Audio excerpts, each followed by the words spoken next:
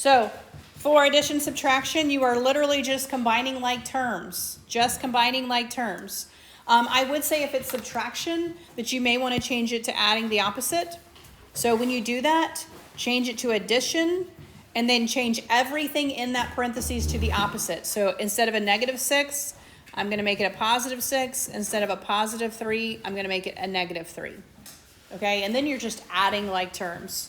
So I have 2 plus 6. That's going to give me 8. I have -4i plus -3i. That is -7i.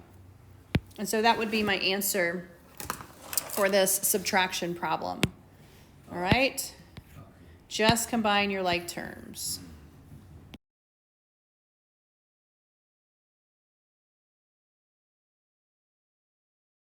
All right, so on your quiz, y'all had the most problem with this type of problem. I mean, this is where I saw all of my points on the quiz for this one.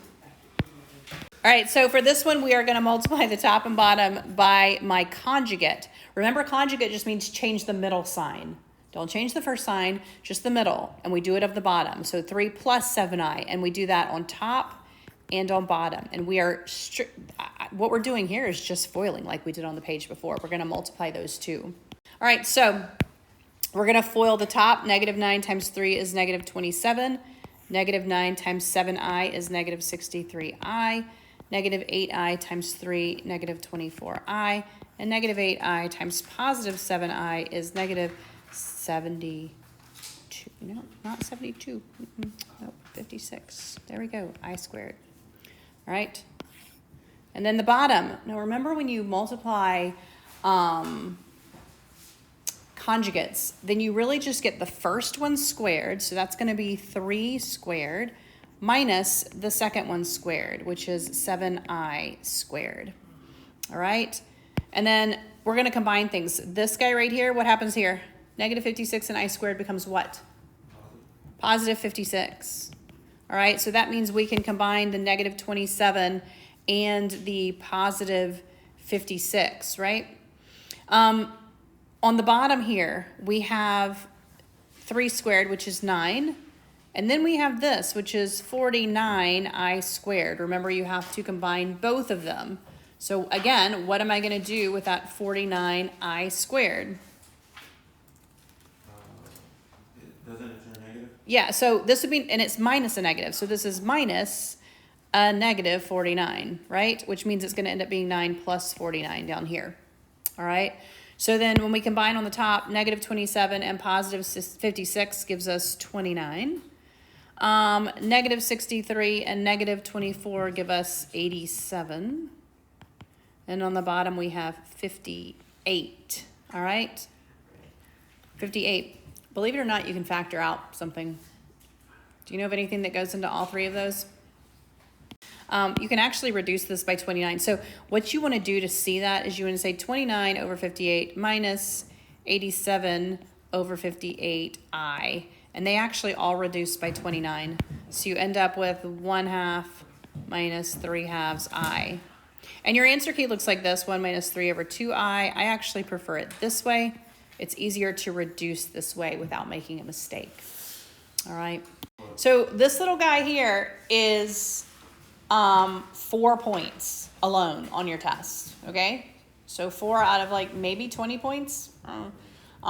So let's not skip him. Okay.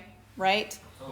Yes. So, all right. So this is asking for axis of symmetry, vertex, and Y-intercept, and then it wants you to graph, all right? The very easiest thing to do is the Y-intercept. Why is that? Because of -7? Yeah, it's just this guy down here, so it's just 0, -7, all right?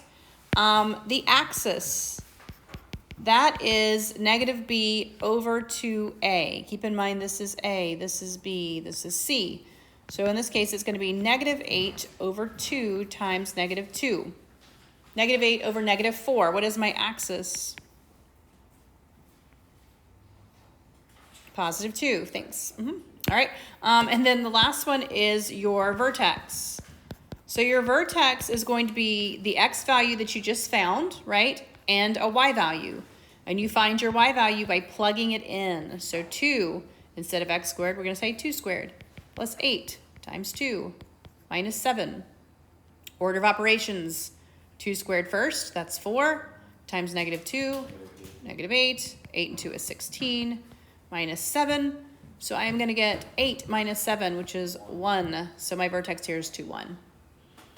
All right, and then I'm going to graph those. 0, negative 7, I'm going to graph him. I'm going to graph my axis at positive 2. So that's going to look like this dashed line here. I want to graph him. All right, and then I want to graph my vertex. My vertex is at 2, 1. It should always fall on your axis. Does this graph point up or down? And how do you know?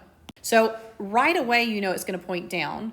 And so when you do this to graph, you should see your vertex higher than your intercept because it's going to go down. Remember, you want to mirror this intercept across, and then you can see your parabola here.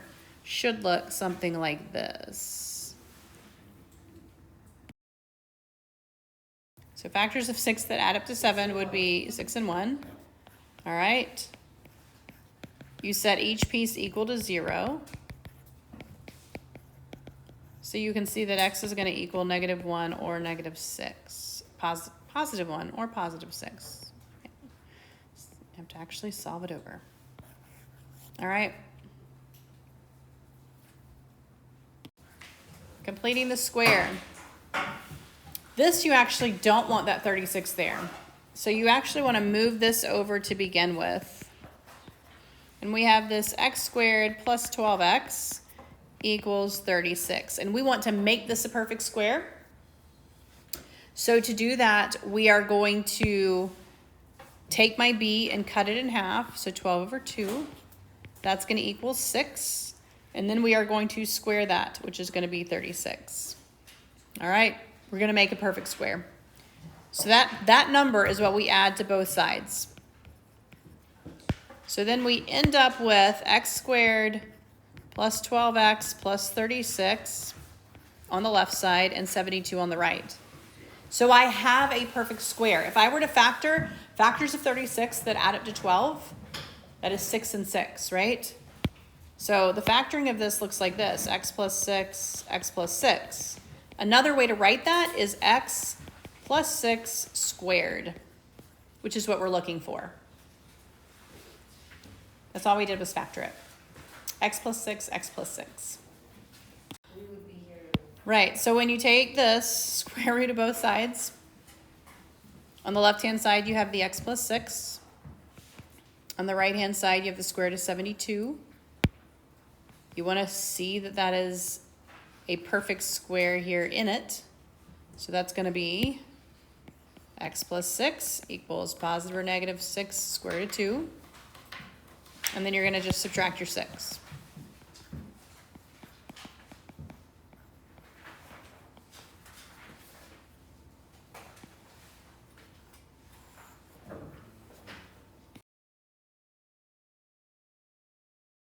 All right, so quadratic formula. This is another way to solve, and I actually prefer it. So for this one, you do have to have it equal to 0. So you want to add 3 to both sides here. You have n squared plus n minus 6 equals 0. Given the option, I would actually factor this thing, but on your directions it says by quadratic formula. So remember, this is A, this is B, and this 6, negative 6 here is C. So we're going to say negative b plus or minus the square root of b squared minus 4 times a times c all over 2 times a. So make sure you know this guy right here. That is something you want to know. All right. And then you just do your factoring. You just do your algebra. So we have 1 and negative 4 times negative 6 is positive 24. Which means we have 1 plus or minus the square root of 25, right? Since 25 has a root, we're going to say 1 plus 5 over 2, 1 minus 5 over 2, 1 plus 5 over 2 is 6 over 2, which is 3. 1 minus 5 over 2 is negative 4 over 2, which is negative 2.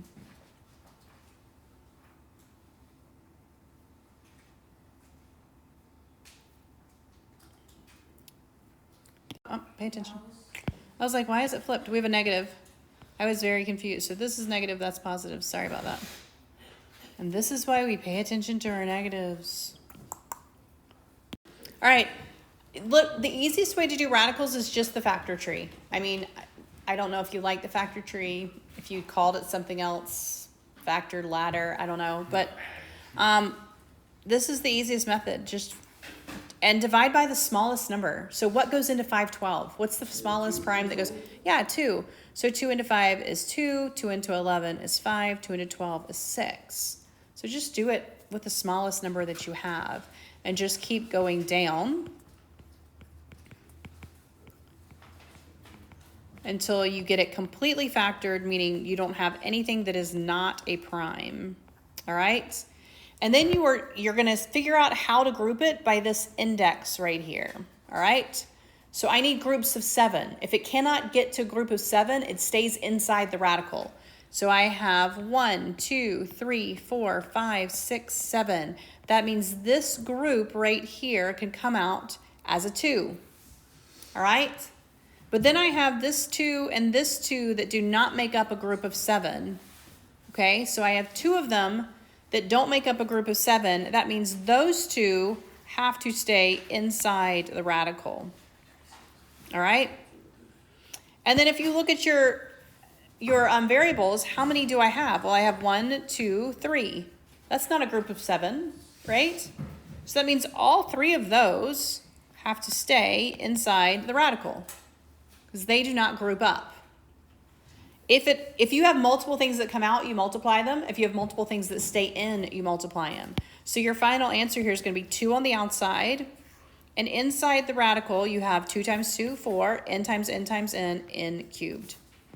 All right, make sure you put this little index here. That's an easy point to lose. Make sure you go back and put your index there. So division is really simple. If you can simplify it under the radical, you can just do this. Think of it like that. All right. What goes into 10 and to 45? 5. Yeah. So we have square root. So 10 divided by 5 is what? 2. 2. So that's the square root of 2. 45 divided by 5. 9. So that's the square root of 9. 9 has a perfect root. What is it? 3. Yeah. So we have the square root of 2 over 3. We are done. Oh, so simple. Give us For some reason, when I give you fractions and exponents, you all lose your minds, okay? So remember, a power to a power, what do you do with these when it's a power to a power?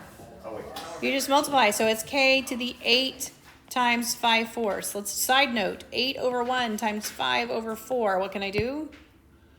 cancel. Yeah, I can cross cancel. That is just 10. So this is k to the 10th power.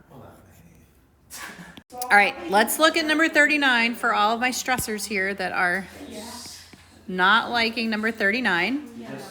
39 is 36, p to the 6th raised to the 1/2. All right, everything in there has to be raised to the 1/2. So I have 36 to the 1/2, and then that p to the 6th to the 1/2. What is something to the 1/2? What is that? It's square root. Remember, a fractional exponent just means a radical. Your index is your denominator. So something to the 1/2 is just square root. Here I have 6 to the 1/2, a power to a power. So I'm going to multiply 6 times 1/2. What is 6 times 1/2? 3. 6 halves is 3. All right, so then I have times p to the 3rd. So then I just simplify this. What's the square root of 36? 6p cubed is my answer. So 43 is not in y equals mx plus b, right? If it was in y equals mx plus b, then you graph the intercept and you use your slope. This one you can use your 2 intercepts. So if I want to know what my x-intercept is, then I make y 0. So x equals -2. So my x-intercept here is just -2, 0. If I want to find my y-intercept, I make my x 0. So I have negative y equals negative 2. So my y-intercept is going to be 0, 2. Right? Those are my points for that. And so I'm going to actually put those points on the appropriate axis. So negative 2 here, positive 2 here, right? And then I'm going to just draw a line through it. Okay. Wait, so can you also do it You could put it in intercept form if you would prefer. So you would subtract your x over. So you would have negative y equals negative x minus 2. Divide by negative 1. And then you have y equals x plus 2. So you have 2 with a slope of 1. So positive 2 y-intercept, slope of 1. You can see that my line's the same. All right? Now, the second graph is this one, y equals negative 1. Anytime you have just one variable equals a number, it's either going to be a horizontal or vertical line. Y is a horizontal, x is vertical. So I just find a negative 1 on the y-axis right there, and I draw a horizontal line through it. So that one's going to look like this. And so my answer is going to be where they intersect, which is right there, which is negative 3, negative 1. So my answer to this one is negative 3, negative 1. That is my answer to this problem. In order to solve by substitution, you have to have one variable completely by itself. Which variable is the easiest one to get completely by itself? Yeah, the x in the first one. So for the first equation, I'm going to just subtract that 4y over. So I have negative 4y plus 12. All right, I just moved the 4y over to get this by itself. Then I'm going to take this and plug it in for x to the other one. So for the other one, instead of 5x, I'm going to write 5 in what I just solved for x, negative 4y plus 12. And then we'll say plus 5y equals negative 15. And then I'm just solving, all right? Distribute your 5, negative 20y plus 60 plus 5y equals negative 15. Combine your like terms, negative 20 and positive 5, negative 15y plus 60 equal negative 15. Subtract your 60 over. Negative 15y equals negative 75. Then divide by negative 15. So I get that y equals 5. All right. Once you find y, you can go back and plug it in. You can actually plug it in here if you want to, because you're solving for x. So x equals negative 4 times what I now know is y, that is 5, plus 12. And then just use algebra, order of operations, negative 20 plus 12. This is going to be negative 8. So my answer for this one is going to be negative 8, 5.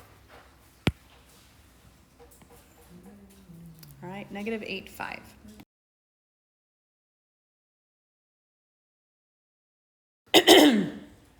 When you add down here, once you have gotten it distributed like you need it, then you're just going to have 5x. Your point is to eliminate one of your variables. So I will eliminate the y because I have made it positive 18 and negative 18. And then negative 48 and 18 is going to give me negative 30. And so then I can easily solve for x here. X is going to equal negative 6. All right. Once I have x, I can go back to either equation and figure out my y. All right, so if you want to, you can go to the second equation if that's smaller. Negative 6 minus 9 times y equals negative 24. And then just do your algebra here. All right, negative 9y equals negative 18. Divide by negative 9, y is going to equal 2. So your answer for this one is going to be negative 6, 2.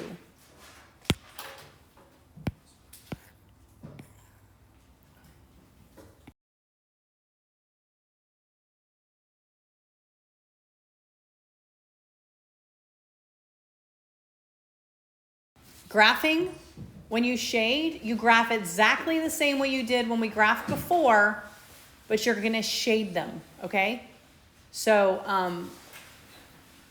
but you are just gonna graph these two lines here, and then you're gonna shade based on whether it's greater than or less than, above it or below it, okay? So let's put it in slope-intercept form. What that means is we wanna get the y all by itself. So if I take this first equation here, okay, I wanna get the y by itself. So I'm gonna need to move this x over because it's with my y, and I don't want anything with my y. So anytime you move it over to the other side, you have to do the opposite. So this is a positive x, so I have to do a minus x. I have to do a minus x. So how do you do that to a -3? So we're gonna divide. So we have -3y there, and we have the negative x and the -3 here. Okay. So you add it to the -3, you're not, okay. Right, so it can't combine. That's Right. why I was like, All right, then I'm gonna divide everything by this -3 because I need the y all by itself. Every single piece has to be divided.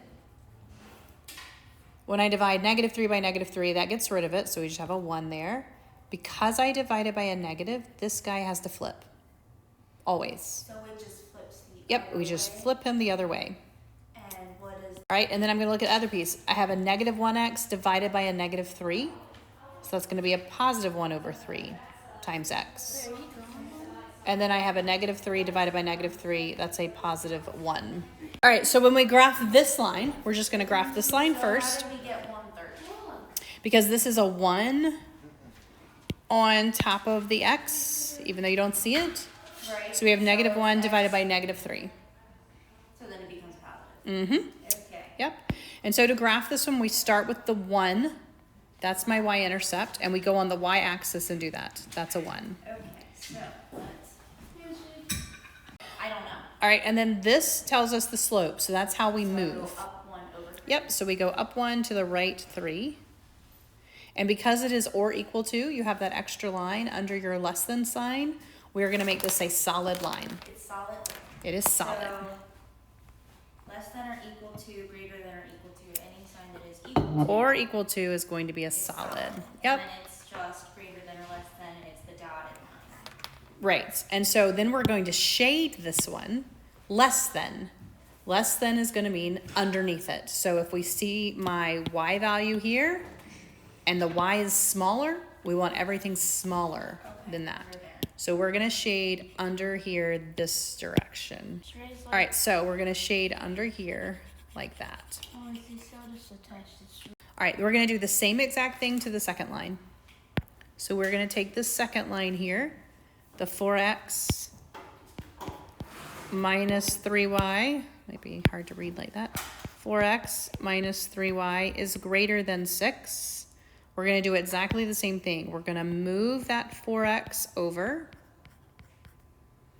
So we have -3y is greater than -4x plus 6. And then we're gonna divide everything by -3. Everything by -3. So on this side, we just have the y. We divided by a negative, so this guy needs to flip, okay? And then we have -4 over -3, that's just +4/3. And then 6 divided by -3 is -2. So then when I graph this one, I'm gonna start this one at -2 because that's my y-intercept. And then I go, how do I move on this one? When you start at -2 here, you're gonna move up 4. And to the left 3. no, you're still gonna go to the right because this is still a positive slope. Yes. Still a positive Sorry, slope. I was not looking at. All right, so for this one, because it is just less than, this guy is gonna be dashed. So this one's going to be dashed. All right. And this is also less than. So because this is also less than, I am gonna shade below this one. So by below, you're gonna find the y. Here's my y. Below is gonna be everything down here. So this shading is going to be on this side of that line. So my answer is where they cross over. So I'm gonna look at the wedge where they cross over, and that wedge is actually here. So on your paper, you can either use colored pencils or you can lightly shade until you figure out what your answer is and then darken it. But your answer here would be this wedge right here where they cross over. Addition, these are straightforward. You're just adding your elements here. -6 and -4, 1 and 5, 5 and -3. So adding is simple, all right? If you worry about this test at all, go to these first because this is simple.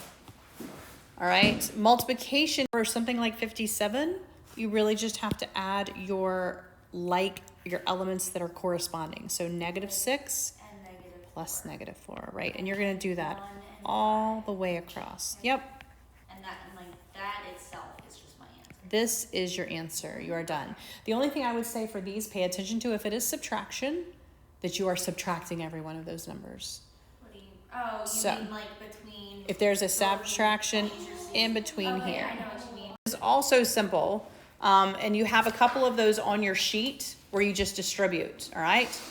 This one is solving, so you're gonna add this over and then divide by -4, and you're done, all right? So solving the matrices, you're gonna add this over to the other side to get it off of this side, divide everything by -4 once you do that, and that matrix will be your answer. This one, you're just solving like you would in algebra. So we want to solve for x, so we're going to add this matrix across. So we're going to add this across because that's subtracting, so we're doing the opposite. So we're going to add it over here, just like if we were solving for a variable. And so then you would have -4 times that matrix that we're solving for. And then we would have -31 plus 11. That's going to be -20. 26 plus a -2, 24. -31 plus a -1 is -32. So we're just adding that matrix across the equal sign. My last step here would be to divide everything by -4. So divide everything by -4 there. So -20 divided by -4, 24 divided by -4, -32 divided by -4. And that would be your answer there.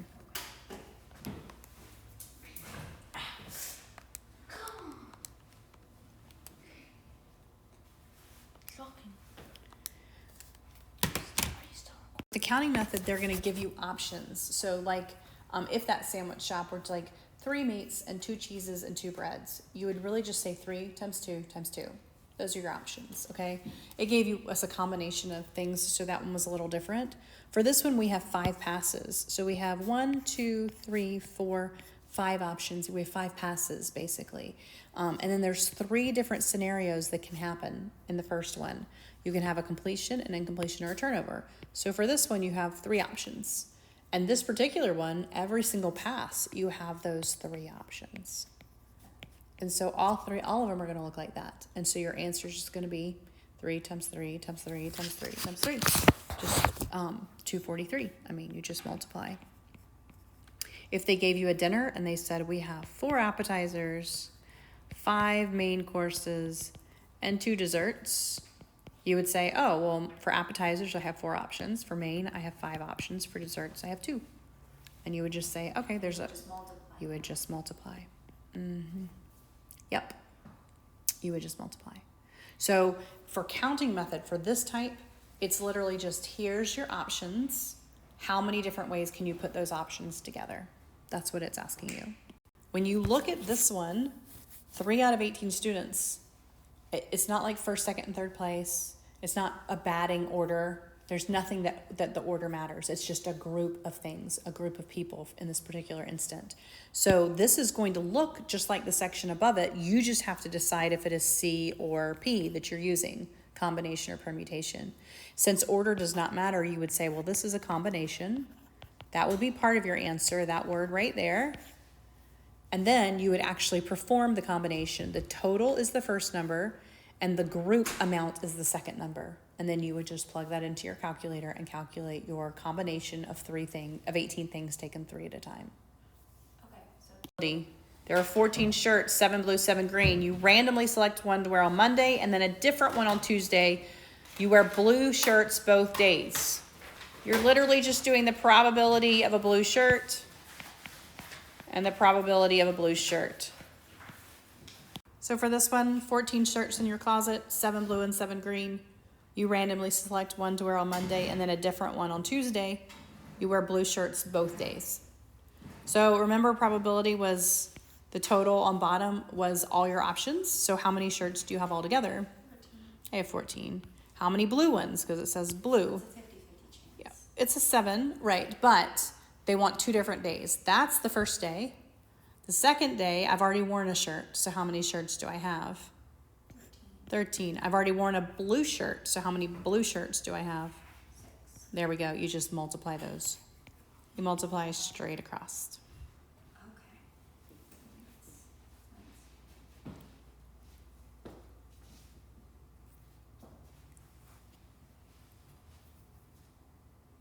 And then they do it as a percent. So as a percentage, it would be 23%.